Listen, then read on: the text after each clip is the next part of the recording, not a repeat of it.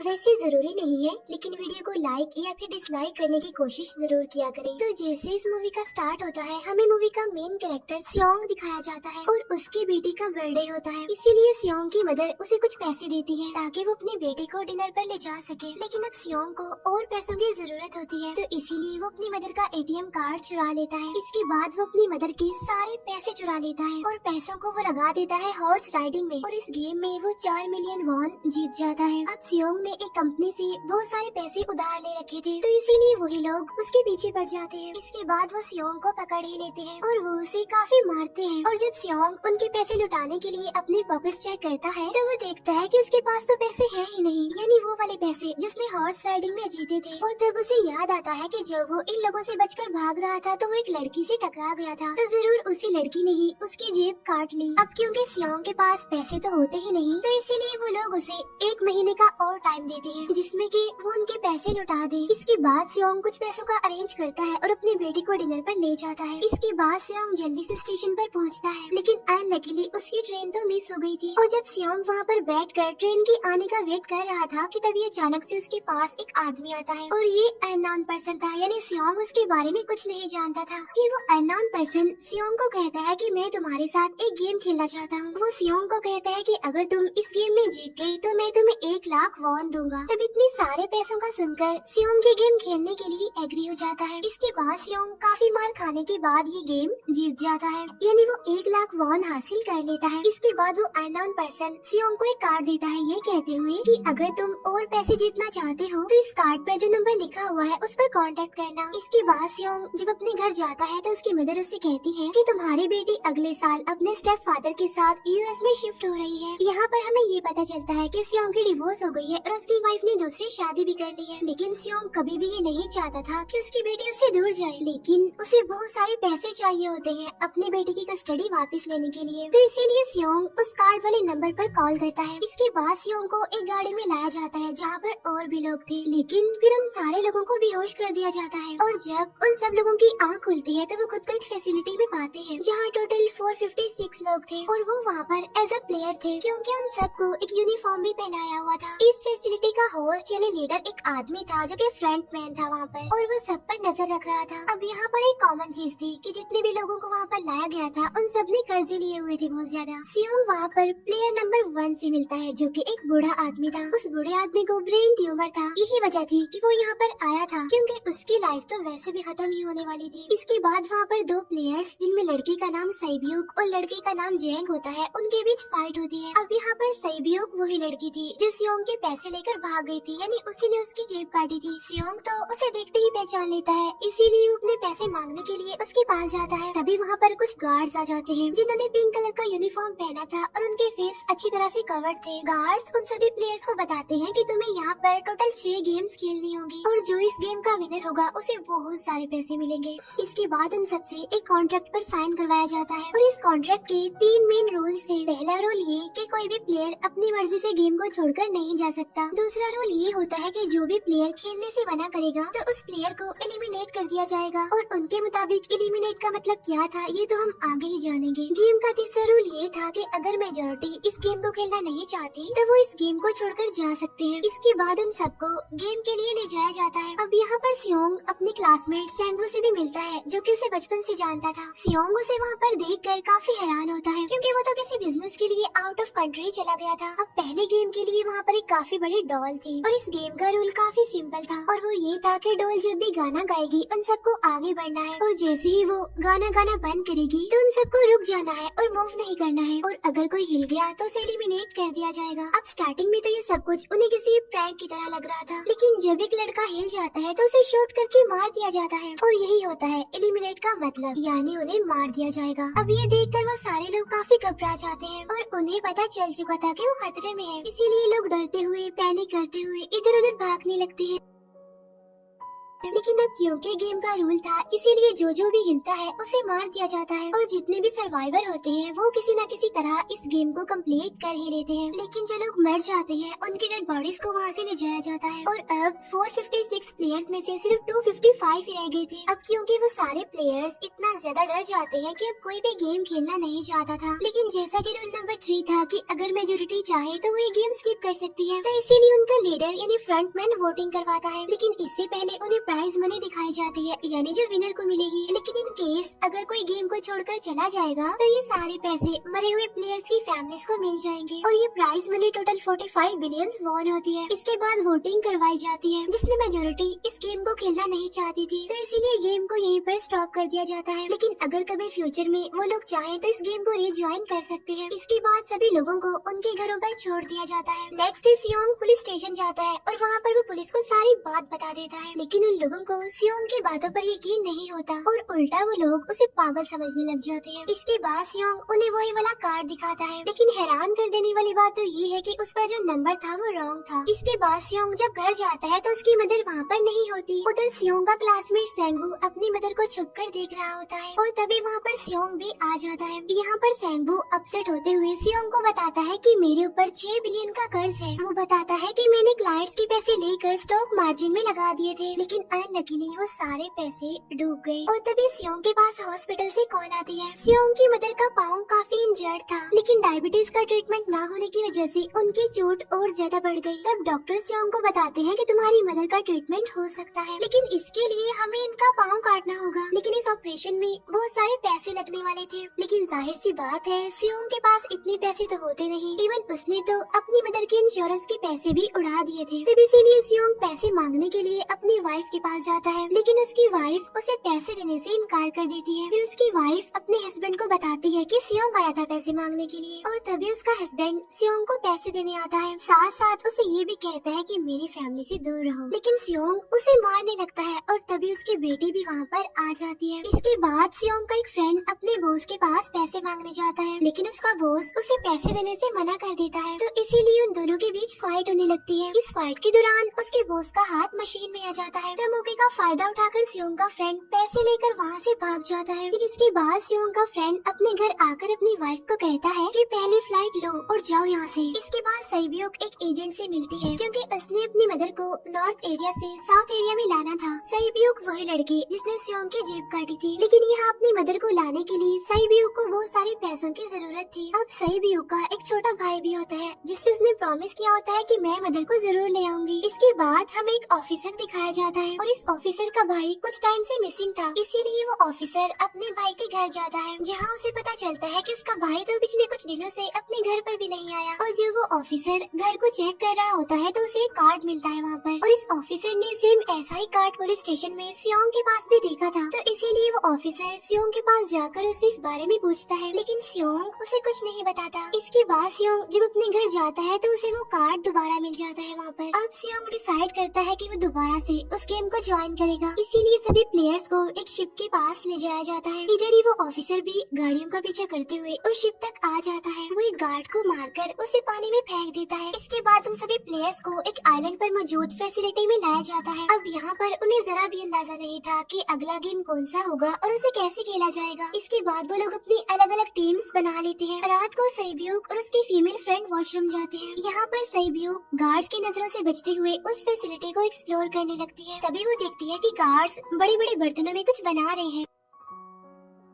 लेकिन अब क्योंकि गार्ड्स को शक हो जाता है तो एक गार्ड वॉशरूम्स को चेक करने के लिए आता है, लेकिन तब तक सईब्योक वापस आ चुकी थी। इसके बाद सईब्योक अपनी फीमेल फ्रेंड को सारी बात बता देती है जो उसने देखा था, लेकिन यहाँ पर सेंगवू उन दोनों की बातें सुन लेता है और वो इस बारे में सईब्योक से पूछता है, जिस पर सईब्योक बताती है कि वो बड़े बड़े बर्तनों में कुछ पका रहे थे। इसके बाद उन सभी प्लेयर्स को प्लेग्राउंड में लाया जाता है, जहाँ पर उनके सामने 4 शेप्स थी। 4 शेप्स में से उन्होंने किसी एक शेप को चूज करना था। अब यहाँ पर सेंगवू को पता चल जाता है कि गेम क्या है और क्या करना है हमें। सेंगो सियोंग को बताता है कि सबने अलग अलग शेप्स को चुनना है। इसके बाद उन सभी को एक छोटा सा बर्तन दिया जाता है जिसमें के शेप्स बनी होती है। अब गेम उनकी ये होती है कि उन्होंने किसी तरह उस शेप को बाहर निकालना है बगैर डैमेज किए। लेकिन अगर शेप जरा से भी खराब हो गई तो उन्हें एलिमिनेट कर दिया जाएगा, यानी मार दिया जाएगा। अब यहाँ पर सेंगो तो इजीली उस शेप को निकाल लेता है, लेकिन सियोंग इतना ज्यादा घबरा जाता है कि उसकी हालत खराब होने लगती है। लेकिन फिर वो किसी न किसी तरह करके इस गेम को भी जीत लेता है। इसके बाद उन सबको वापस से रूम में लाया जाता है। अब यहाँ पर 187 प्लेयर्स वापस आए थे, जिनमें से अब सिर्फ 108 ही रह गए थे। इसके बाद उन सबको खाने के लिए ले जाया जाता है, लेकिन खाने की वजह से जैंग की एक लड़के से फाइट हो जाती है, जहाँ पर जैंग उस लड़के को इतना ज्यादा मारता है कि वो मौके पर ही मर जाता है। इधर ही हम देखते हैं कि उन प्लेयर्स में से एक डॉक्टर होता है जो गार्ड्स के साथ मिलकर मरे हुए लोगों के ऑर्गन्स निकाल कर उन्हें चाइनीज को बेचने का काम करता है। इसीलिए जब भी डेड बॉडीज को ले जाया जाता है तो वो डेड बॉडीज को गायब कर लेते हैं, क्योंकि ये सब कुछ एक प्लान के अकॉर्डिंग चल रहा था, क्योंकि ये सारा कुछ फ्रंट मैन से छुप कर हो रहा था। यही वजह थी कि कंट्रोल रूम में भी उन्होंने अपना ही एक आदमी बिठाया हुआ था जो कि उन लोगों की सारी वीडियो फुटेज डिलीट कर देता था। और गार्ड्स तो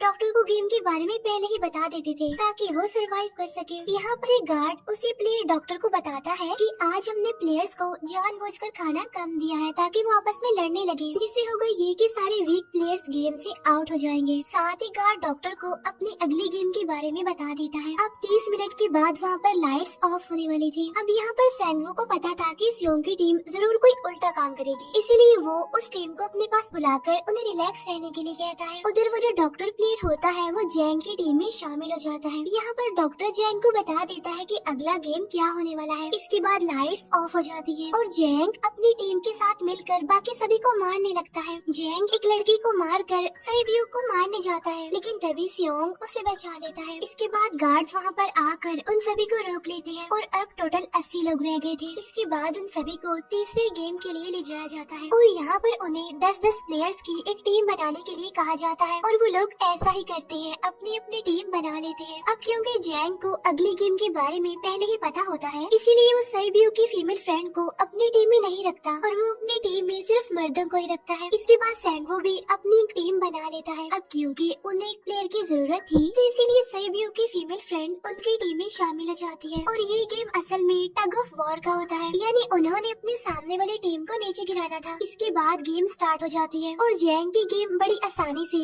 इस गेम को जीत लेती है। इसके बाद बारी होती है सेंगो की टीम की। तब प्लेयर नंबर 1 यानी वो बूढ़ा आदमी कहता है कि मैंने अपनी जिंदगी में बहुत सारी टग ऑफ वॉर्स खेल रखी है, इसीलिए उन सबको गाइड करता है कि इस गेम को कैसे जीतना है। तो इसीलिए वो लोग किसी न किसी तरह करके इस गेम को जीत जाते हैं। फिर दिखाया जाता है कि 30 मिनट के बाद दोबारा से लाइट्स ऑफ हो जाएंगी, जिस पर सेंगो उन सबको कहता है कि रेडी रहना। तो इसीलिए वो डिसाइड करते हैं कि एक एक करके हम पहरा देंगे। अब जैंग की टीम में एक से बढ़कर एक चालाक प्लेयर था, तो इसीलिए जैंग को डर होता है कि कहीं उसकी टीम उसे ही साइड पर न लगा दे, यानी उसे ही अपने रास्ते से न हटा दे।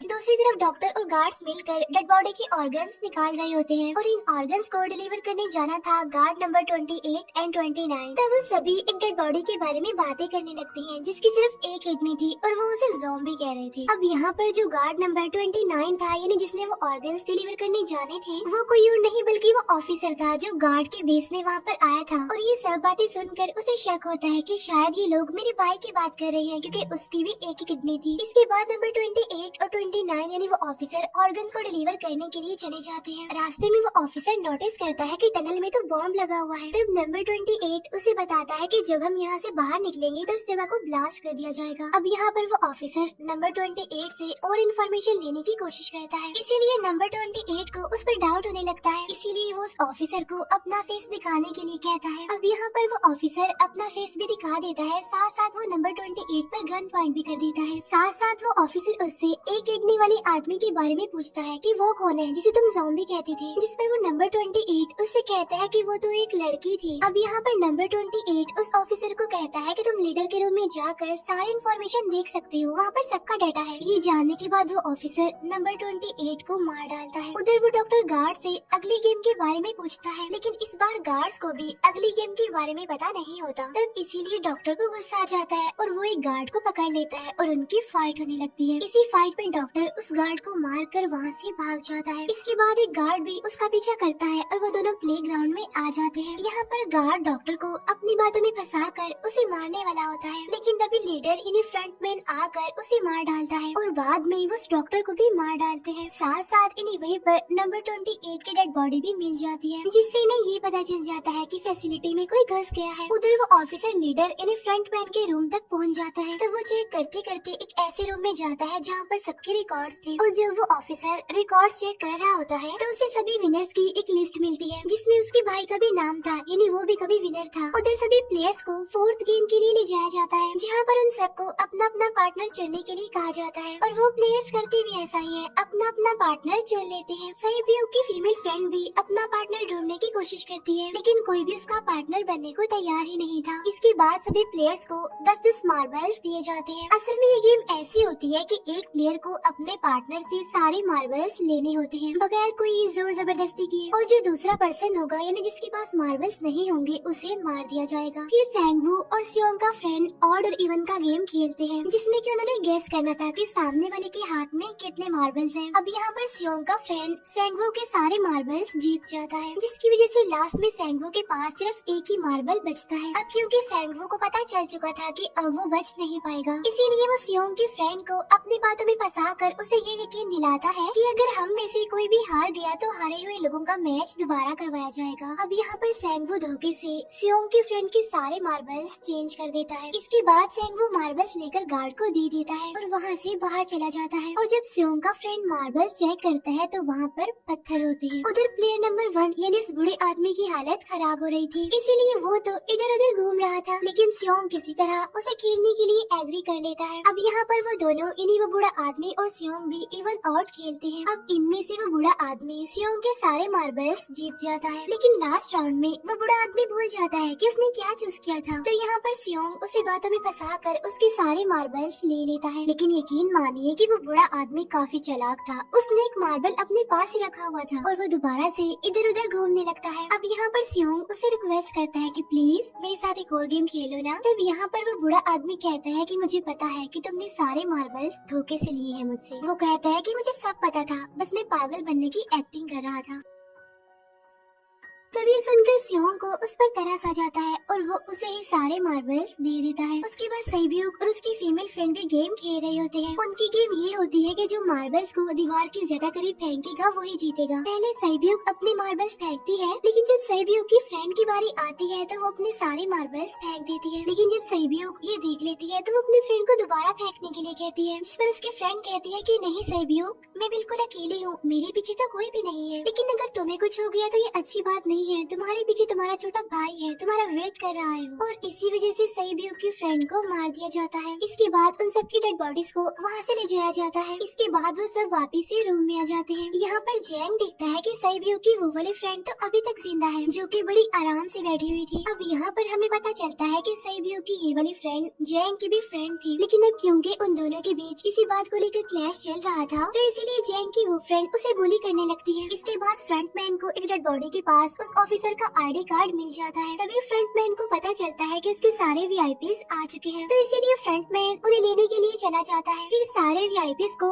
उनके रूम में लाया जाता है। इसके बाद फ्रंटमैन वीआईपीज के आने के बारे में एक और आदमी को जाकर बताता है, और यही आदमी मेन होता है। और ये कौन होता है हम ये आगे जानेंगे। फिर नेक्स्ट डे उन सबको 5वीं गेम के लिए लाया जाता है, जहाँ पर 1 से लेकर 16 तक नंबर पड़े होते हैं, और वो सभी प्लेयर्स अपना अपना नंबर ले लेते हैं। नंबर का मतलब ये था कि जो नंबर भी एक प्लेयर पर आएगा उसके मुताबिक ही उसकी बारी आएगी। अब यहाँ पर लास्ट में पहला और आखिरी नंबर रह जाता है, यानी 1 और 16। तो यहाँ पर सियोंग कंफ्यूज हो जाता है कि उसे कौन सा नंबर चूज करना चाहिए। अगर उसने पहला नंबर लिया तो वो फंसेगा और मरेगा, क्योंकि उसे नहीं पता कि गेम क्या है। और अगर लास्ट नंबर लेगा तो क्या पता उसकी बारी ही ना आए, टाइम कम रह जाए। और तभी वहाँ पर एक आदमी आ जाता है और वो सियोंग को कहता है कि मुझे पहला नंबर चाहिए, क्योंकि मैं अपनी जिंदगी में कभी भी फर्स्ट नंबर पर नहीं आया। फिर इसके बाद उन्हें गेमिंग रूम में लाया जाता है। अब इस गेम का रूल ये होता है कि दिए हुए टाइम में उन्हें ब्रिज की दूसरी साइड पर जाना है। अब इसके बीच में दो तरह के ग्लास लगे होते हैं, एक तो होता है आम ग्लास और एक होता है टेम्पर्ड ग्लास। आम ग्लास पर पाँव रखते ही वो टूट जाएगा और वो लोग नीचे गिर जाएंगे। इसके बाद गेम स्टार्ट हो जाता है और वो लोग एक एक करके मरने लगते हैं। फिर एक टाइम ऐसा आता है जब जैंग सबके सामने होता है और वो आगे ही नहीं बढ़ रहा होता। अब उनके पास एक ही रास्ता था, या तो वो आगे जाए या सारे ही मर जाएं। और तभी जैंग के सामने उसकी वही फ्रेंड आ जाती है जो उसे बुली कर रही थी और वो जैंग को कहती है कि मैंने तुम्हें कहा था कि जिस दिन तुमने मुझे धोखा दिया मैं तुम्हें मार दूंगी। इसके बाद वो जैंग को पकड़ लेती है और उसे लेकर नीचे कूद जाती है, जिसकी वजह से उन दोनों की मौत हो जाती है। अब वहाँ पर एक आदमी था जो कि ग्लास कंपनी में काम करता था और उसे पता था कि टेम्पर्ड ग्लास कौन सा है, लेकिन जब फ्रंट मैन को इस बात का पता चल जाता है तो वो लाइट्स ऑफ करवा देता है ताकि वो ग्लास को पहचान ही ना पाए। अब लास्ट में एक ही स्टेप बचता है और उनके पास तो टाइम ही नहीं था, इसीलिए सेंगवू उस आदमी को धक्का दे देता है। तो यहाँ पर सेंगवू, सियोंग और सैब्यूक ब्रिज को पार कर लेते हैं, लेकिन ग्लास टूटने की वजह से उन्हें काफी चोट लग जाती है, खास तौर पर सैब्यूक को।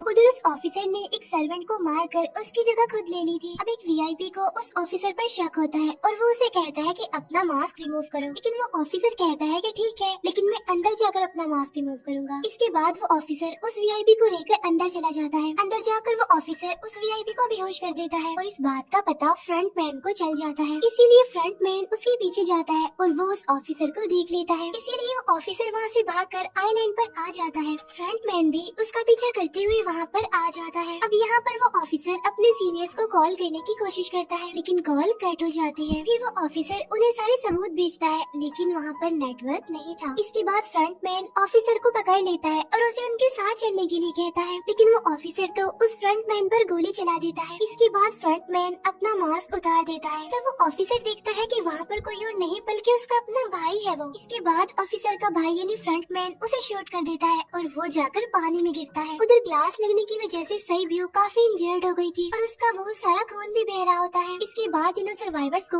डिनर के लिए ले जाया जाता है और उनके पास एक एक नाइफ भी रख दिया जाता है, मतलब रात में उन तीनों में से कोई भी एक दूसरे को मार देगा। तभी सियोंग नोटिस करता है कि सैब्यूक की हालत काफी खराब है, इसीलिए वो सैब्यूक को कहता है कि फिक्र मत करो, हम दोनों साथ हैं और इस गेम में हम दोनों मिलकर सेंगवू को हरा देंगे। इसके बाद हम दोनों यहाँ से बाहर निकल जाएंगे और पैसों को आधा आधा डिवाइड कर लेंगे। सैब्यूक उसे बताती है कि मेरा एक छोटा भाई है जिसे मैं ऑर्फनेज में छोड़कर आई हूँ और अगर हम दोनों में से कोई भी जिंदा बचकर बाहर जाएगा तो उसे उन दोनों की फैमिलीज का ख्याल रखना होगा। अब सैब्यूक की हालत काफी खराब थी, उसे डॉक्टर की जरूरत थी, इसीलिए सियोंग कोई मदद लाने के लिए जाता है, लेकिन जब तक वो वापस आता है तब तक सेंगवू सैब्यूक को मार चुका था। फिर नेक्स्ट डे उन दोनों को गेम नंबर 6 यानी लास्ट गेम के लिए ले जाया जाता है। गेम का रूल बड़ा ही सिंपल था कि मार दो या मर जाओ और इस गेम का नाम होता है स्क्विड गेम। इसके बाद गेम स्टार्ट हो जाती है और उन दोनों के बीच काफी फाइट होती है, लेकिन लास्ट में सेंगवू की हालत खराब होने लगती है। तभी सियोंग कहता है कि मैं इस गेम को रोकना चाहता हूँ और तभी सियोंग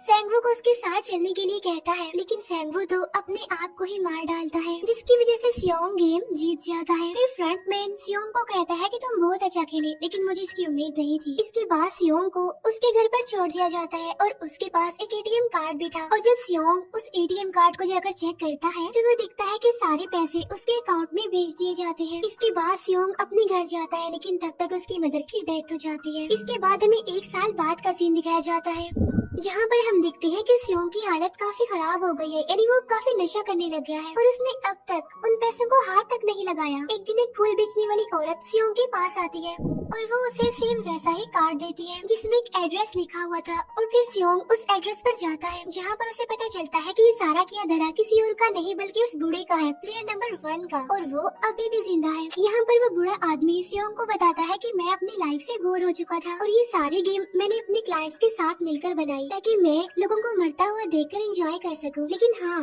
हमने किसी को मजबूर नहीं किया था ऐसा करने के लिए और मैंने गेम में इसीलिए पार्टिसिपेट किया क्योंकि गेम देखने से ज्यादा उसे खेलने में मजा आता है। वो कहता है जो पैसे तुम्हारे पास है वो मेरे ही है और ये कहते ही उस बूढ़े आदमी की मौत हो जाती है। इसके बाद सियोंग सैब्यूक के छोटे भाई के पास जाता है और उसे लेकर वो जाता है सेंगवू की मदर के पास और वो सेंगवू की मदर को कहता है कि इस बच्चे का ख्याल रखना, साथ साथ वो उसे एक बैग भी देता है जिसमें बहुत सारे पैसे होते हैं। इसके बाद सियोंग स्टेशन पर जाता है जहाँ पर उसे वही अननोन पर्सन मिलता है जो कि उसे मूवी के स्टार्ट में भी मिला था। यहाँ पर सियोंग उसका पीछा भी करता है, लेकिन तब तक वो भाग चुका था। फिर सियोंग उस कार्ड वाले नंबर पर कॉल करता है और वो पूछता है कि तुम लोग कौन हो और लोगों के साथ ऐसा क्यों कर रहे हो, क्यों खेल रहे हो लोगों की जिंदगी से। लेकिन आगे से उसे रिस्पॉन्स आता है कि सियोंग, अगर तुमने जिंदा बचना है तो प्लेन में चढ़ जाओ। और इसी के साथ ही मूवी यहीं पर एंड हो जाती है।